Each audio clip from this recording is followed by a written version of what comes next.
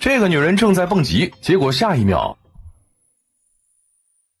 这是一种上半身是鲨鱼，下半身却是八爪鱼的张鲨。由于张鲨最近经常猎杀人类，军方只能启动了自毁装置，而张鲨的卵却飘向了大海。没过多久，丽莎在海上发现了一个奇怪的东西，她切开一看，里面竟然是一条小张鲨。丽莎把它带回了水族馆，仅仅半年的时间，张鲨就已经长大了。丽莎跟他培养出了深厚的感情。与此同时，军方的博士正在研究一条梭鱼翼龙。本来一切正常，可是翼龙却突然失去了控制，博士只能派出一群佛波勒去追杀翼龙。可是翼龙速度太快，众人根本打不中，他们的直升机也遭到了翼龙的撞击，最终坠入大海。到了海里，他们依旧不安全，因为翼龙会潜水，最终整个小队只有大山活了下来。这天水族馆来了一对夫妇，他们出高价就想看一下张鲨的样子。老板见钱眼开，带着夫妇来到了张鲨的泳池，可女人为了成为网红，竟然把腿伸进泳池里。老板有些慌张，他想拿条鱼来